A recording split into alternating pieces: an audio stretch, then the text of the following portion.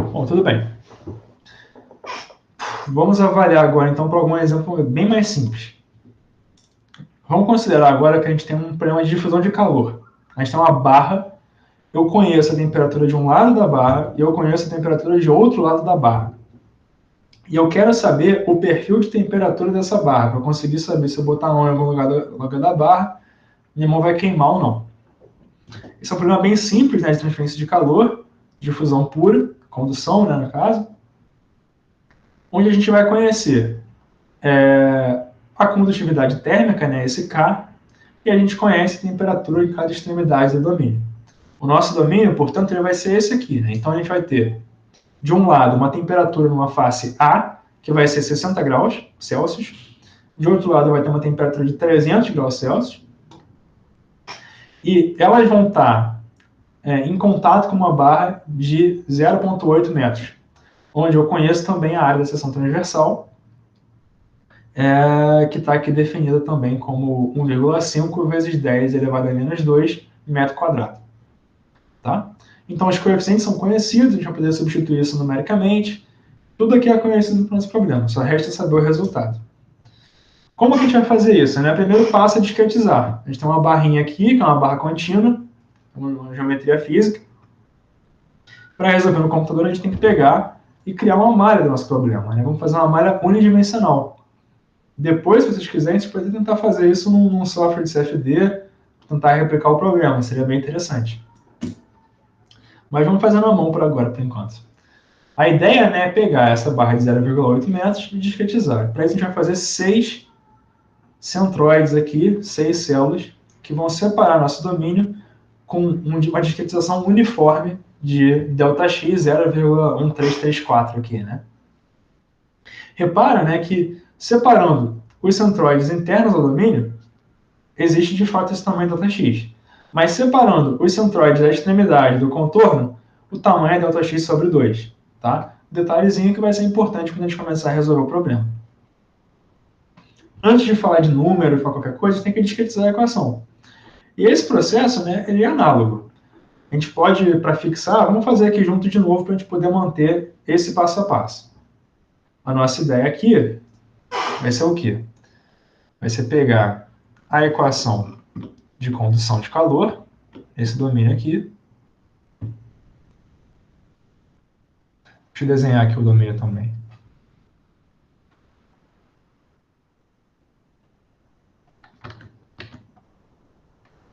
Então, a gente tem um centroide, 2, tem 3, 4. Ok, não ficou exatamente um espaçamento uniforme entre centroide, mas está próximo. E aí, separando esse centroide, né, a gente vai encontrar aqui faces. Que a gente pode até chamar de Ezinho e Wzinho futuramente, né? O que a gente vai fazer primeiro? Vamos avaliar um centroide no interior desse domínio primeiro. Vamos ignorar, por enquanto, esse centroide aqui e esse centroide aqui. Os 1 e 6 vamos deixar de fora. Para os centroides 2, 3, 4 e 5, a gente pode fazer como a gente fez antes. Então, a gente vai pegar a equação de condução de calor 1D,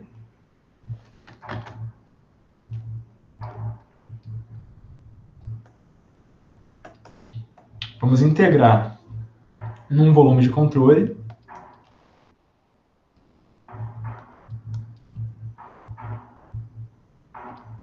de maneira bem passo a passo aqui para a gente fixar. Depois a gente pode fazer um pouquinho mais rápido, mas por enquanto é importante. A gente pega essa integral, vai usar o teorema da divergência de Gauss para substituir isso aqui, onde a equação de transporte vai ser equivalente aqui agora a uma integral na superfície. Essa integral vai ser a integral do fluxo SC do vetor normal. A gente vai substituir isso aqui, esse divergente aqui vai sair da equação, vai virar a integral na superfície do fluxo desse campo vetorial. Então, a gente vai ter aqui agora o vetor normal escalar k dt dx s, desculpa, ds, por enquanto. E aí a gente vai substituir essa integral na superfície, né, como a gente conhece nosso volume de controle específico, isso aqui vai virar um somatório desses fluxos aqui. Então, isso aqui vai virar um somatório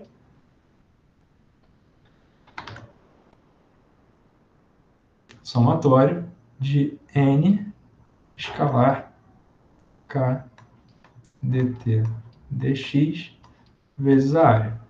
Muitas vezes vocês vão encontrar, né, esse aqui é um vetor, muitas vezes vocês vão encontrar, né, que uma notação muito comum é, ao invés de trabalhar com n escalar dt dx vezes a magnitude da área, é comum se definir um vetor área, que é definido por S vezes N, né? Então vai ser um vetor não normalizado, né? Um N normalizado, que vai ter a magnitude da área. Então é uma forma de se trabalhar mais diretamente aqui. Sinceramente, eu prefiro trabalhar com eles separados, mas é equivalente, é só para uma questão mesmo de saber o que é o que. Então vocês podem encontrar dessa maneira aqui também na literatura. Beleza? Então a gente tem agora esse somatório de fluxos. Então se eu pegar um dado centroide, que pode ser o 2, 3, 4 ou 5, chamar ele de P, o que vai acontecer?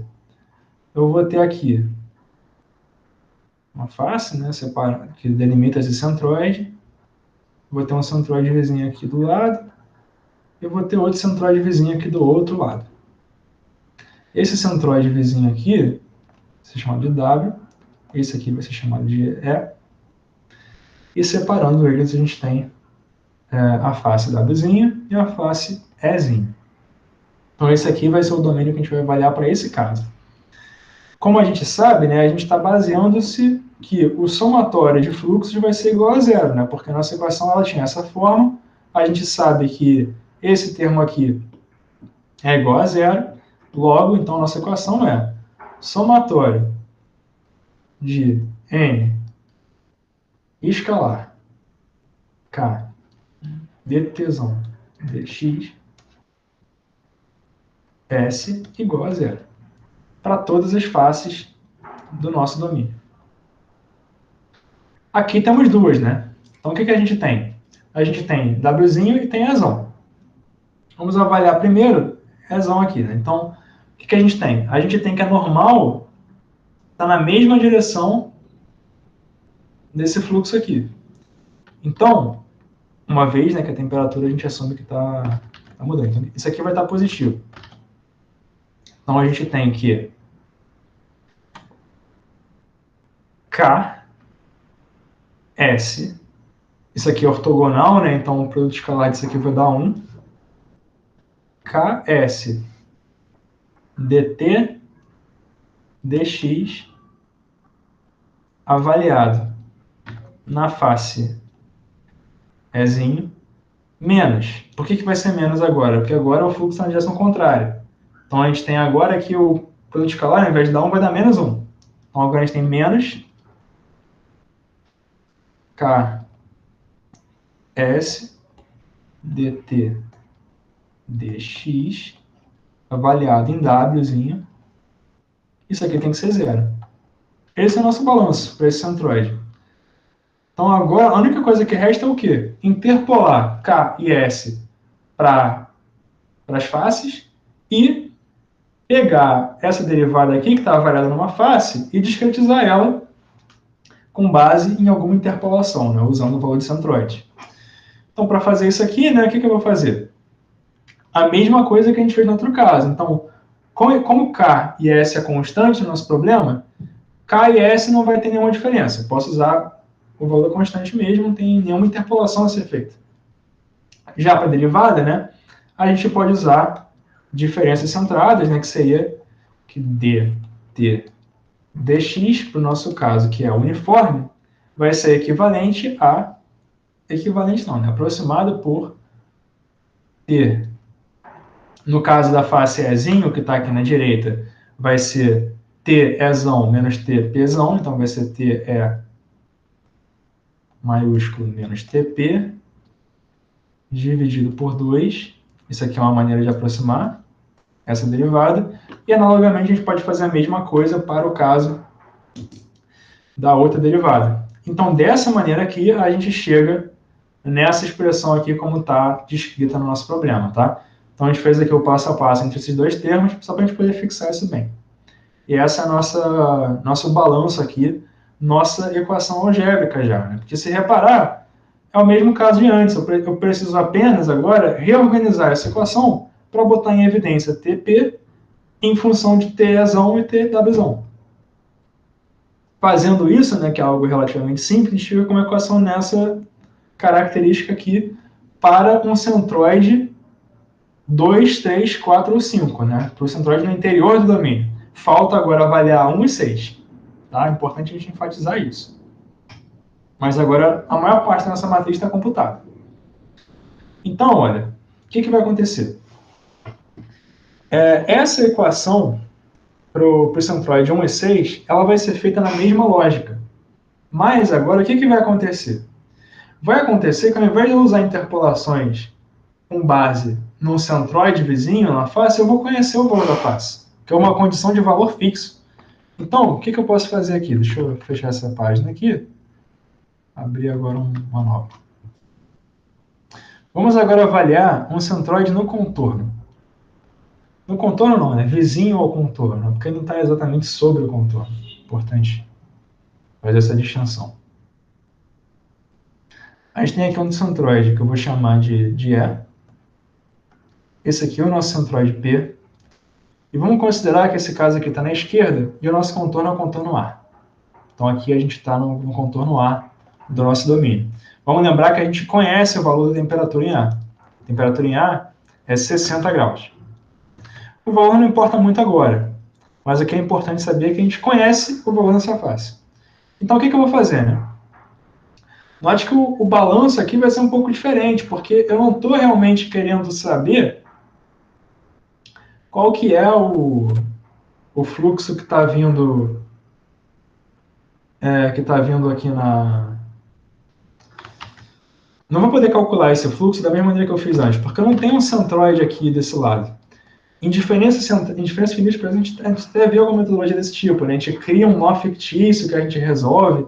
Em volume, a gente não se faz isso. A gente faz isso de uma maneira diferente. A gente pega, para calcular o fluxo que está vindo aqui, o que a gente pode fazer? Nós temos o valor em A, nós temos o valor em P. Então, a derivada de A para P, ela pode ser interpolada, né, como o valor aqui, comparando P e A, né? Isso aqui é A, aqui é P. Peraí, ficou ruim a letra. P, A. A gente pode pegar essa diferença, né, em função da distância entre eles, e computar essa derivada como TP menos TA dividido pela distância aqui, né? E essa distância aqui é ΔX sobre 2. Ou seja, né, fica 2 TP menos TA sobre ΔX. Então é assim que a gente vai computar o fluxo nesse contorno aqui para o caso de valor fixo, tá?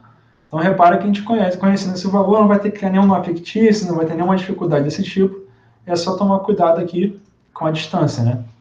Então para o contorno, fica análogo. Na direita, que tem um centroide ali, a gente faz da mesma forma. Então a gente pega aqui na face a leste desse centroide P, fica o valor do centroide menos o outro dividido pela distância.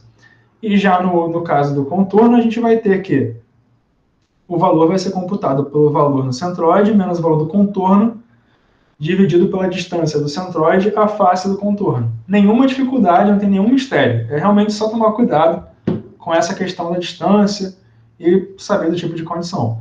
Isso, né, para o caso de valor prescrito, para a condição de valor fixo. Se a gente der uma outra condição de contorno, vai ter que fazer de maneira diferente. Mas também é simples, não tem mistério, a gente vai ver em breve. Tá? Bom, fizemos aqui a equação para o centroide do contorno, né? Em inglês, é muito comum usar para centroide a expressão node. Então, vocês vão ver aqui que no material está escrito como nodo. Tá? É uma outra metodologia, mais próxima um pouco do inglês. Centroide, nodo, se refere à mesma coisa. O nó também se utiliza bastante. Em inglês é muito comum utilizar node. Tá? Então, a gente vai ter para o centroide 1 essa equação, nenhuma diferença aqui. E para o centroide 6 é análogo, só que ao invés de pegar o fluxo da esquerda para a direita, usando contorno, a gente vai pegar o da direita, a gente vai pegar o da 6 para outra face. Né? Então a face também estava na esquerda, agora o contorno está na direita.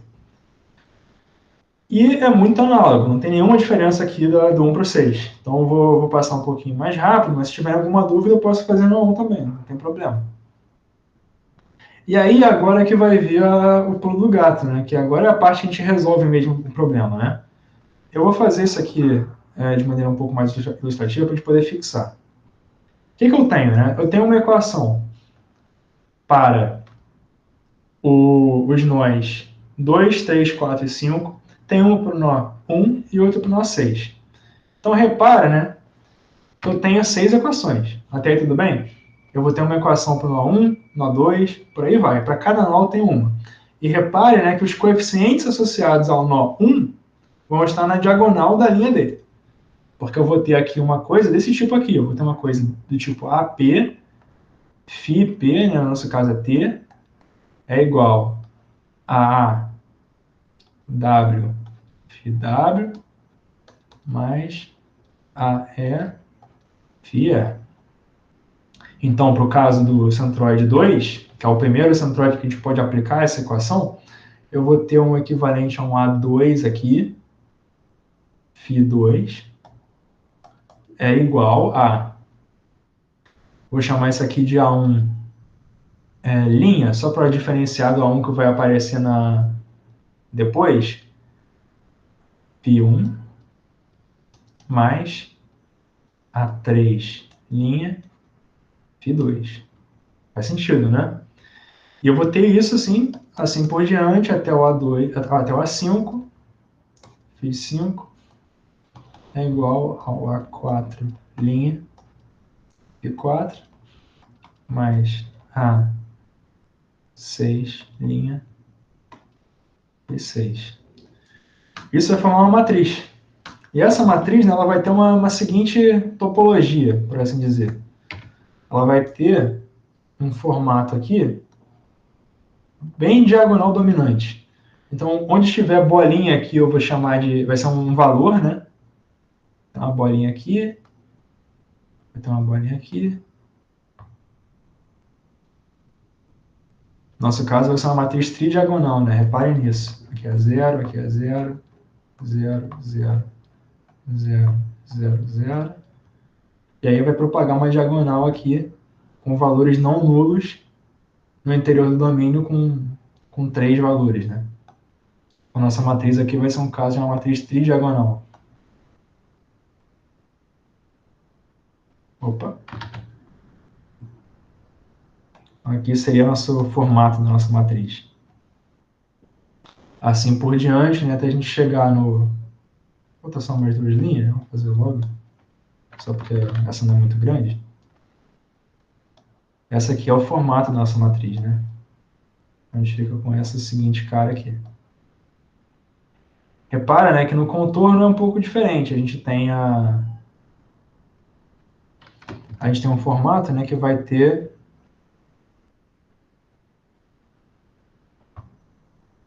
somente 2 valores não nulos na linha deles, porque justamente um deles é o contorno que é conhecido. Como ele é conhecido, ele vai entrar na vetor solução. Então essa aqui é a nossa matriz, que vai ser igual a vetor solução, onde, em geral, não pode se dizer que aqui vai ser nulo, e aqui provavelmente vai ter alguma coisa. Esse aqui é o nosso formato da matriz. Então, repara aqui que a gente tem, para o nosso caso, um D, né? Temos aqui nossa diagonal, e em volta da diagonal existe um valor não nulo de cada lado, né? Isso aqui é uma matriz tridiagonal, né? Ou seja, de largura de banda 3. Beleza? Isso aqui são os detalhes para a gente poder começar a ver o que a gente está resolvendo. Isso acontece com qualquer equação de transporte que a gente está resolvendo, né? Repara que se você faz uma malha de 1000 células, você vai ter uma matriz com 1000 linhas e 1000 colunas. Se você faz uma malha com 1 milhão de células, você vai ter uma matriz com 1 milhão de linhas e 1 milhão de colunas. Ou seja, quanto maior a malha, mais difícil vai ser você resolver numericamente essa matriz. E, além disso, né, as coisas não são apenas assim, né? Quando você repara que a maneira que eu discretizo essa equação, ela tem influência total sobre essa matriz. Se eu, por exemplo, tiver uma matriz mega esparsa e com muitos elementos longe da diagonal, ela vai resolver de um jeito. Se eu tiver uma matriz tridiagonal bonitinha, vai resolver de outro jeito. Se eu tiver uma matriz com muitos elementos não nulos, uma coisa desse tipo aqui, sei lá, essa característica aqui, com vários elementos que são diferentes de zero, ela resolve de outro jeito também. Então é importante, né, a gente saber que a discretização da equação de transporte ela não é só algo trivial que a gente está fazendo para chegar no método e nunca mais vai aplicar. A decisão que a gente toma de como discretizar a equação e que a gente tem que fazer sempre, né, porque está na FV Scheme, está na configuração da nossa simulação, é algo que vai influenciar diretamente o resultado da simulação e a velocidade que a gente vai obter essa resposta. Tá? É muito importante. Uma simulação mal discretizada pode levar a uma divergência, pode levar a uma instabilidade numérica que não vai convergir, pode levar a um resultado ruim. Então é muito importante a gente ter essa ciência da importância dessa discretização. Tá? Falei demais. Então, a matriz no nosso caso é essa. Reparem, nós temos aqui uma topologia da matriz, assim por assim dizer, muito parecida com aquilo que a gente descreveu, né? Temos elementos positivos aqui na diagonal. Reparem que eles têm uma magnitude grande, comparado aos demais. Esses valores positivos aqui na diagonal são bons para a gente, resolvem bem a matriz. E nós temos também valores não nulos, formando uma banda tridiagonal da nossa matriz aqui. E que as equações no meio da matriz, elas têm a mesma cara e no contorno um pouco diferente. Repara aqui que o contorno até que é de um lado para o outro simétrico, né? Nós temos também, né, que no nosso vetor solução, a gente consegue fazer, né, os valores do meio são nulos, faz sentido, e nas extremidades a gente tem valores não nulos com base na condição de contorno que a gente deu, né? Repara que esse valor de 270, 180, ele veio do quê, né? Veio da substituição numérica dessas constantes aqui. Eu pulei essa parte só para a gente não ficar num algebrismo muito pesado e a gente cair aqui numa atividade um pouco mais repetitiva. Opa, professor, levantou a mão. Pode falar. Então, Vitor, quando você vai aumentando o tamanho da matriz, né? Uhum. Ou seja, o número de discretizações aí, você vai aumentando a esparsidade também, esses zeros aí, né? Sim, a populam a matriz. Isso, de alguma maneira, ocupa a memória quando você vai fazer...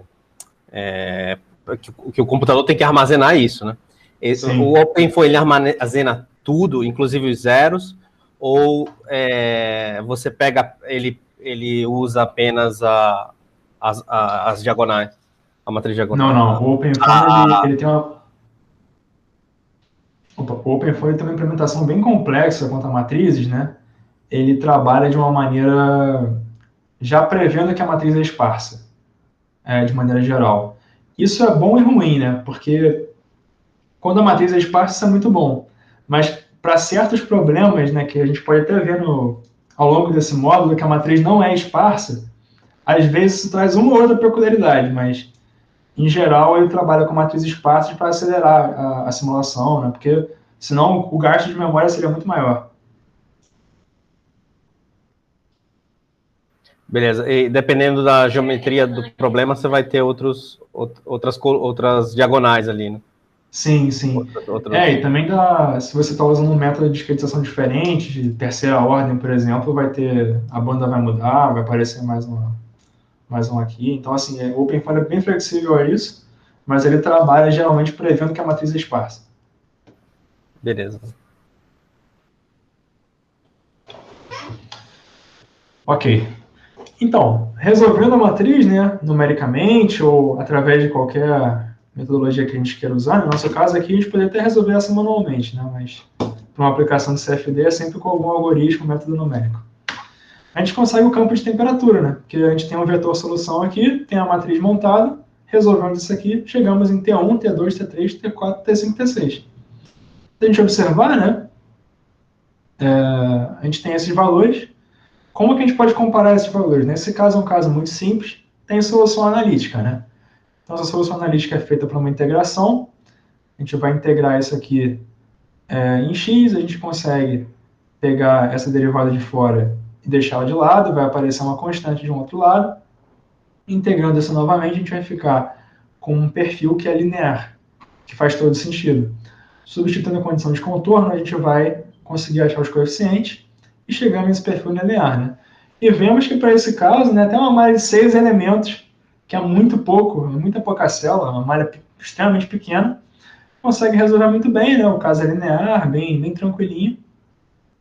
E a gente tem uma comparação aqui do resultado numérico com o resultado analítico. Beleza, pessoal? Faz sentido? Entenderam como é que é o passo a passo? Como é que faz?